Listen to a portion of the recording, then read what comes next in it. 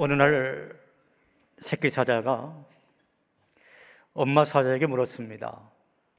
엄마, 우리는 왜 이렇게 목털이 무섭게 생겼어요? 애야, 그건 우리가 밀림을 정복하는 밀림의 왕자이기 때문에 그렇단다. 엄마, 그런데 우리의 발과 발톱은 왜 이렇게 사납게 생겼어요? 그것은 우리가 먹잇감을 발견하면 쏜살같이 달려가서 낚아채야 하니까 그런 거야. 엄마, 우리의 이빨은 왜 이렇게 날카롭게 생긴 거예요?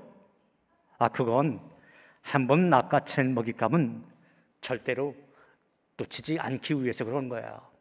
그런데 엄마, 왜 우리는 이렇게 동물원에서 갇혀서 놀고만 있는 거예요? 여러분, 혹시 세상을 정복해야 할 교회가 그저 동물원에서 쉬고 놀고만 있다라고 한다면, 그리고 세상을 정복해야 할 성도들이 항상 먹잇감 타령이나 하고 있다라고 한다면, 그것은 동물원에 갇혀 있는 사자의 모습이 아니겠습니까? 오늘은 우리 교회 창립 기념 감사 주일입니다. 우리 수익교회는 1932년 9월 7일에 창립되었기에 금년으로 91주년이 되었습니다. 연의 전문학교 교수였던 미르이드 선교사, 그리고 전도사의 이름을 달았지만 그저 요즘으로 말할 것 같으면 교회학교 교사 정도의 신분이었던 김다리 전도사의 헌신으로 시작된 우리 교회는 처음에는 아주 작은 12평짜리 초가 집교회에서 10여 명이 모여서 예배드림으로 말미암아 시작되었지만 91년이 지난 지금은 이렇게 우리가 아름다운 새로운 성전에서 예배를 드리고 있습니다. 돌이켜보면 그 모든 것이 하나님의 은혜였고 하나님의 놀라운 섭리인 줄로 믿습니다. 여러분에게 있어서 이 교회라고 하는 것은 어떠한 존재입니까? 그리고 지금 여러분이 예배드리고 있는 이 새교회에 대해서 여러분들은 과연 어떠한 생각을 가지고 계신가요? 저는 창립기념주일을 맞이하면서 우임 목사인 저 스스로에게 몇 가지 질문을 한번 던져보았습니다. 만약에 주님께서 우리 새교회에 방문하시면 뭐라고 말씀하실까? 주님께서 이곳에 진정 세우시기 원하셨던 교회, 주님의 마음속에 품고 있었던 교회는 도대체 어떤 교회일까? 그 부분에 대해서 한번 묵상을 해보았습니다. 그리고 이런 생각을 품게 되었습니다. 주님이 세우시기 원하시는 그 교회는 분명 무능하고 무기력한 그러한 교회는 아닐 것이다. 그 교회는 세상으로부터 공격을 받아 깊은 산속으로 피난 가서 숨어있는 그러한 교회는 아닐 것이다. 때문에 우리 수액교회는 주님이 그토록 보고 싶어 하시는 그런 교회가 되어야 할 것이다. 교회 안의 성도들이 영적으로 살아나고 변화를 체험하고 또 모든 성도들이 교회 안에서 행복이 넘치는 그러한 교회가 되어야 할 것이다. 또한 그 모든 교인들이, 성도들이 세상을 변화시키고 예수 그리스도의 마음을 품고 예수 그리스도의 복음을 증거하는, 그래서 영혼을 살리는 그러한 교회가 되어야 할 것이다. 사랑하는 여러분, 저는 창립 91주년을 맞이한 우리 수액교회가 바로 그러한 교회가 되기를 주님의 이름으로 축원합니다. 저는 주님이 기대하는 교회는 과연 어떠한 교회일까 생각하면서 하나님의 말씀을 묵상하다가 짤막한 오늘 본문의 말씀에 시선이 머물렀습니다. 오늘 이 본문의 말씀은 사도 바울이 제2차 전도 여행을 마무리하면서 고린도에서 2년 정도 목회를 하고 있을 때 바로 이 데살로니가 교회라고 하는 교회에 편지글을 쓰게 되는데, 그 편지글의 맨 처음 서두에 있는 글입니다. 이 데살로니가라고 하는 지역은 어떤 지역이었느냐? 그 당시에 3대 도시가 있었습니다. 3대 큰 도시가 어떠한 도시였느냐면 콘스탄티노플이라고 하는 도시와 또 로마라고 하는 도시와 바로 이 데살로니가라고 하는 그러한 도시였습니다. 이 3대 도시 중 한 도시였던 거예요.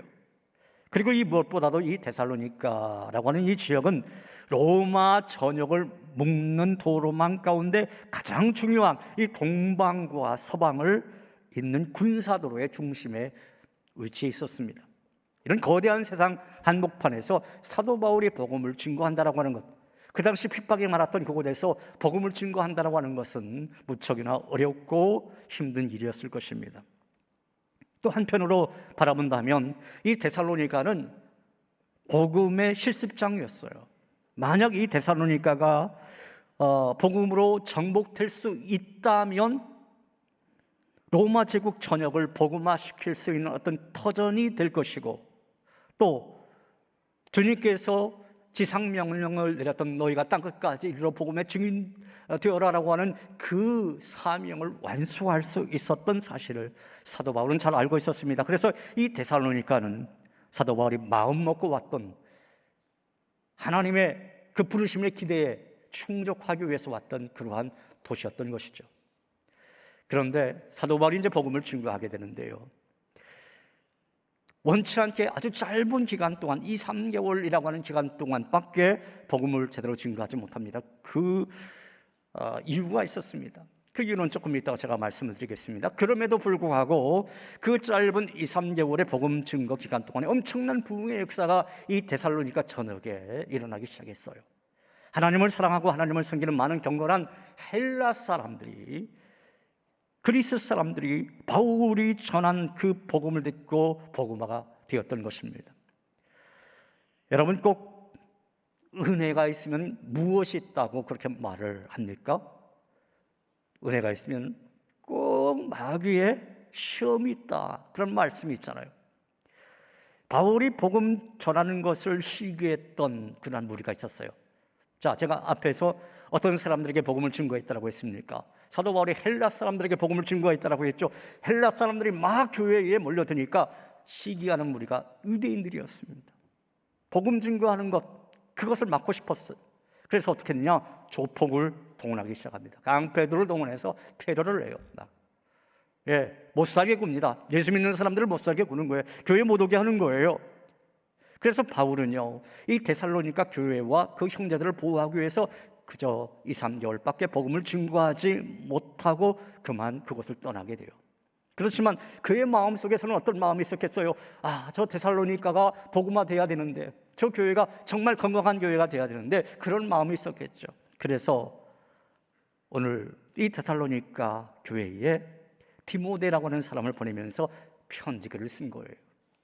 바울은 편지글을 쓰면서 먼저 문안 인사를 하는데요, 그 말씀이 오늘 우리가 읽었던 그 본문에 있는 말씀이에요. 자, 오늘 본문의 1절에 있는 말씀을 우리 목소리로 다시 한번 이 말씀을 읽어보겠습니다. 바울과 실루아노와 디모데는 하나님 아버지와 주 예수 그리스도 안에 있는 데살로니가 인의 교회에 편지하노니 은혜와 평강이 너희에게 있을지어다. 아멘. 문안 인사잖아요. 이 문안 인사는요, 그 당시 가장 보편적이었던, 정말 사도 바울이 즐겨 사용했던 그런 문구였어요. 하나님 아버지와 예수 그리스도로 말미암은 은혜와 평강이 너희에게 있었으면 참 좋겠다. 이것이 성경 이곳저곳에 많이 나와 있습니다. 때에 따라서는 은혜와 평강이라고 하는 구절도 있지만 은혜와 긍휼과 평강이라고 하는 구절도 많이 사도 바울은 사용을 하곤 합니다. 여러분, 우리가 이 예배 드리는 시간은 하나님을 향해서 기도하는 시간, 또 찬양하는 시간, 말씀을 듣는 시간, 봉헌하는 시간이기도 하지만 성도들 간의 아름다운 축복과 교제의 시간이기도 합니다. 성도들끼리 서로 인사하는 것은 서로를 축복하는 거예요. 자, 이 시간 우리 옆에 있는 분들에게 이렇게 축복하면서 인사했으면 좋겠습니다. 은혜와 평강이 있기를 소망합니다. 여러분, 이 은혜와 평강이 있기를 소망합니다 라고 하는 이 말은 정말 가슴속에서 진정으로 우리 성도들을 서로 축복하고 교제하기 위한 그런 말이죠. 사도 바울이 이 문구를 아주 많이 사용합니다. 또 그런데 이 데살로니가전서 이 1장 1절에 있는 이 말씀을 보면 사도 바울의 이 인사 말씀 속에서 교회가 과연 무엇인지, 그리고 교회를 향한 하나님의 기대가 무엇인지 우리에게 은유적으로 표현하고 있습니다. 저는 짤막하게 세 가지로 나누어서 이 말씀, 이 짤막한 구절 속에 담겨져 있는 하나님의 메시지를 여러분에게 전하겠습니다. 첫째로, 교회는 하나님 아버지 안에 있다라고 하는 것입니다. 한번 따라해 보겠습니다. 교회는 하나님 아버지 안에 있다. 먼저 교회에 대해서 사도 바울이 데살로니가 교회 편지를 보내면서 이렇게 말씀하고 있죠. 하나님 아버지 안에 있는 교회. 그런데 여기 하나님 아버지 안에 있다라고 하는 이 말씀의 의미가 있습니다. 그것은 하나님의 크신 권능 아래에 있다라고 하는 그런 의미예요. 하나님의 크신 권능 아래에 있다. 여러분, 교회를 세우신 분은 하나님이신 줄로 믿습니까? 왜 교회를 세우신 분은 하나님이시죠? 교회를 세우신 분이 하나님이시듯이 교회를 교회되게 하시는 분도 하나님이신 겁니다. 교회는 하나님께서 세우셨기에 하나님께서 그 교회를 교회되게 하시기 위해서 당신의 권능으로 그 교회를 보호하고 계시는 거예요. 초대교회 때부터 지금까지 교회는 계속해서 사탄의 공격 아래에 놓여 있었습니다. 지난 2000년 동안 교회는 온갖 사탄의 공격 앞에서도 무너지지 아니하고 버텨올 수 있었던 그 이유가 뭐냐? 하나님께서 그 권능의 팔로 그 교회를 든든히 보호하고 계셨기 때문입니다. 저는 또한 믿습니다. 우리 새교회가 이렇게 91년 동안 이곳에서 함께 예배를 드리면서 그렇게 이 교회를 유지하고 보존하고 또 이렇게 새성전까지 건축할 수 있었던 것은 하나님의 권능 아래에 있었기 때문인 줄로 믿습니다. 그런데 여러분, 지금도 사탄은요, 교회의 부족한 부분을 자꾸 들춰내기를 원합니다. 그리고 교회의 존재 의미를 약화시키려고 그렇게 애를 써요. 이런 게 뭐 교회야? 교회가 이것밖에 안 돼. 이런 교회는 세상에 필요 없어. 자꾸만 우리 마음속에 그러한 갈등을 일으킵니다. 여러분, 마귀가 가장 싫어하는 것 중에 하나가 뭔지 아세요? 그것은 교회가 하나 되는 거예요. 교회가 하나 되는 것. 반대로 마귀가 가장 좋아하는 것은 뭐냐? 교회가 하나 되지 못하는 것입니다. 그래서 마귀는 할 수만 있으면 교회가 분열되도록 여러 성도들, 그들의 마음을 시험하고 공격을 해야 되는 겁니다. 교회가 분열될 때 가만히 보면 여러 가지 주장들이 나오는데요, 완전히 틀린 주장은 별로 없어요. 다 일리는 있습니다. 일리가 있어요. 그런데 굉장히 정의롭고 좋은 주장인 것 같지만 그것을 통해서 교회가 분열된다고 한다면 그것은 좋은 주장이 아닙니다. 마귀의 시험거리로 그 도구로 사용될 뿐인 거예요. 아무리 이 내용이 좋아도 그 교회를 분열시키는 것은 악한 주장인 겁니다. 그것은 사탄이 좋아할 일이지 주님이 원하시는 일이 아닌 겁니다. 교회 역사를 보아도 마귀의 유혹에 넘어간 교회의 가장 큰 특징이 뭐냐? 바로 분열이었습니다. 아무리 컸던 교회도 한 번 분열되고 두 번 분열되고 그러면 그 교회가 무너지고 말더라고요. 그 교회가 약해져요. 그리고 전국에 가서는 그 교회가 없어지는 것을 볼 수 있었습니다. 그런데 여러분, 왜 사람들이 교회에 와서 자꾸만 실망하는 것일까요? 그 이유는요, 제가 어제 월삭 기도회 때 새벽 예배 때 말씀을 드렸던 것처럼 교회를 천국으로 생각하기 때문에 그런 거예요. 여러분, 교회는 천국이 될 수가 없어요. 왜? 누구 때문에? 나라고 하는 한 사람 때문에 이라도. 여러분, 그렇잖아요. 여러분들이 완전한 존재입니까? 우리 완전하지가 않잖아요. 그런데 교회에서 천국을 기대하는 겁니다. 그러나 우리가 반드시 기억할 것은 교회는 천국이 아니라고 하는 사실입니다. 물론 우리가 새 사람을 입은 사람답게 그렇게 살려고 애를 쓸 때 하나님의 나라가 임하게 되는 거죠. 그러나 그렇다 할지라도 교회는 곧 천국은 아니더라라고 하는 것입니다. 그렇다면 교회는 무엇입니까? 어떻게 보면 교회는 병원이에요, 병원. 그것도 온갖 불치병 환자들로 가득 넘치는 그러한 병원. 이기적인 사람, 교만한 사람, 혈기 부리는 사람, 또 여러 가지 나쁜 습관들로 중독된 사람, 하나님 보실 때 온전치 못한 여러 가지 문제가 사는 사람, 그 사람들로 가득한 곳이 바로 교회다. 그렇지만 또 우리가 기억해야 할 것은 뭐냐?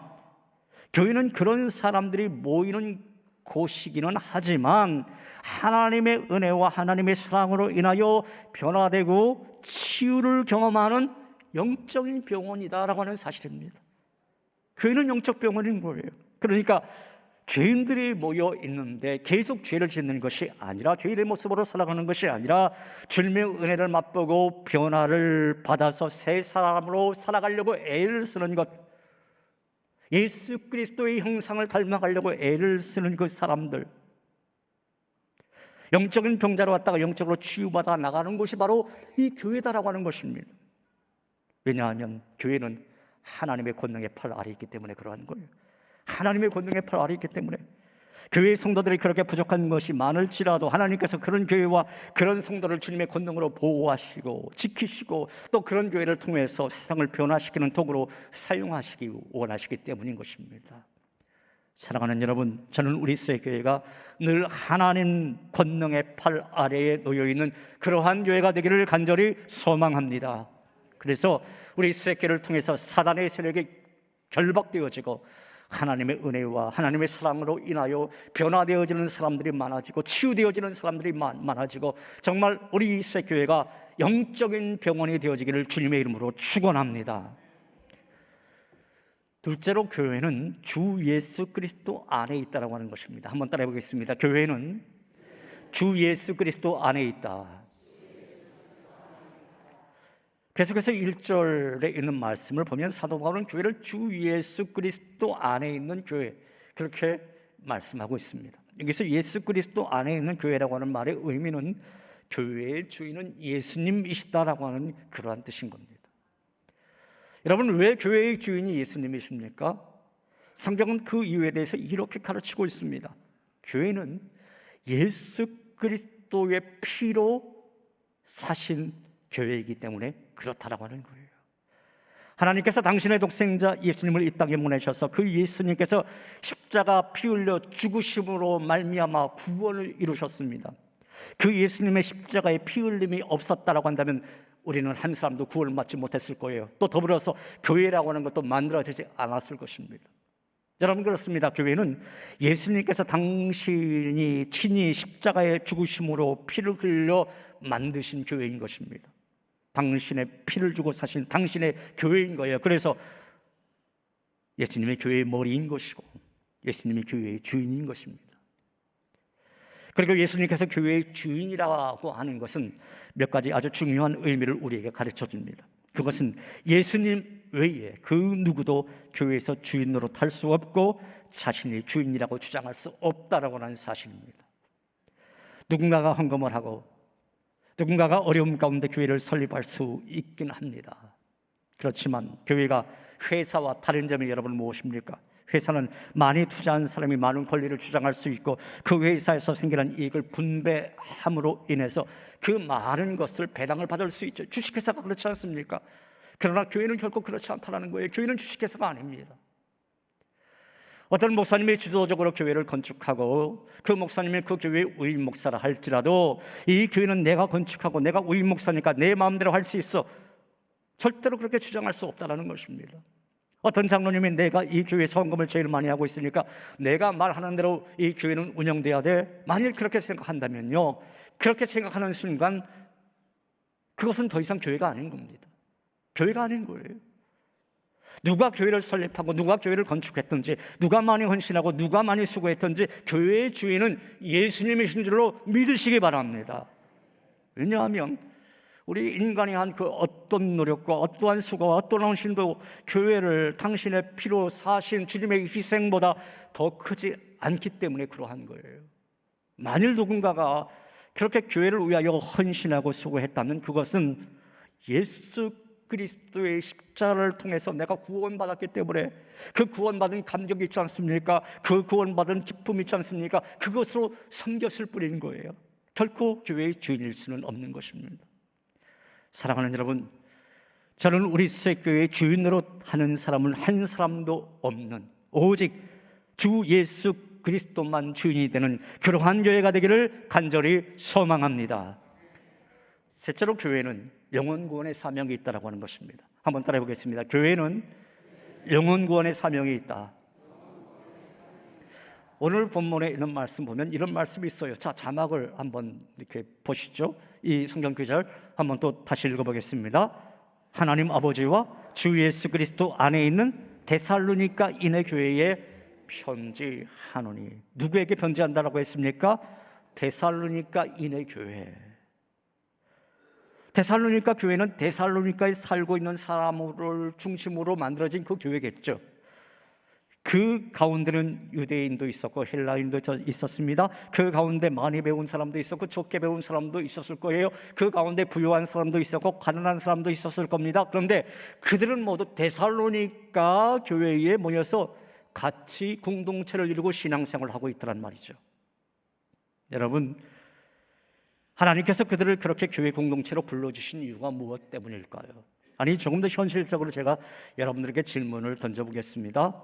하나님께서 우리 수액교회를 여기 은평구에 위치한, 어떻게 보면 마포구와도 상당히 가깝고 또 고양시와도 상당히 가까운 이 수액교회로 저와 여러분을 불러주신 이유가 무엇 때문일까요? 데살로니가에 살고 있는 사람들 중에서 어떤 인종의 구별 없이 또 배움의 높낮이의 어떤 그 구별 없이 가진 것 많고 적음 따지지 아니하시고 그렇게 데살로니가인의 교회를 모이게 한 데는 분명한 이유가 있었을 겁니다. 마찬가지로 오늘 우리 교회에 다양한 사람들을 불러서 한 공동체를 이루게 한 그 하나님의 부르심에도 이유가 있었을 겁니다. 여러분, 그 이유가 무엇이라고 생각하십니까? 그 이유는 무엇보다도 그 지역에 아직도 예수를 알지 못하는 사람들에게 복음을 전하는 구원받는 사람들이 많아지도록 하기 위함입니다. 교회의 첫 번째 목적이 무엇입니까? 교회의 첫 번째 목적은 복음을 전하는 것입니다. 또 교회는 복음 전도의 전초 기지이기 때문인 것입니다. 그래서 저희 교회는 창립 91주년을 맞이해서 현수막을 하나 걸었지 않습니까? 저 큰 글씨 보이시죠? 한번 읽어볼까요? 선교 비전 3333 프로젝트. 왜 우리가 저러한 프로젝트를 걸고 있는 겁니까? 하나님께서 바로 이곳에 하나님의 교회를 세워줬어요. 여러분, 여기 우리 이현순 장로님 앉아 계시지만 제가 장로님으로부터 들은 이야기가 있습니다. 여러분, 바로 이 장소가 어떤 장소인지 아세요? 이 교회에 있던 터전이 사실은 90년 전 바로 그때에 초가집 교회가 있었던 장소입니다. 바로 여기가 그 장소예요. 우리가 그 전에 저 시장 쪽에 교회가 있었지 않습니까? 그곳이 원래 있던 장소는 아니었습니다. 이 장소가 원래 주님의 피값으로 우리 교회가 세워졌던 바로 그 장소예요. 그 장소에 새로운 교회를 하나님께서 이렇게 크게 세워주신 이유가 뭘까요? 우리끼리 잘 먹고 잘 살라고요? 우리끼리 여기서 그냥 우리만 은혜 받고 그렇게 살라고요?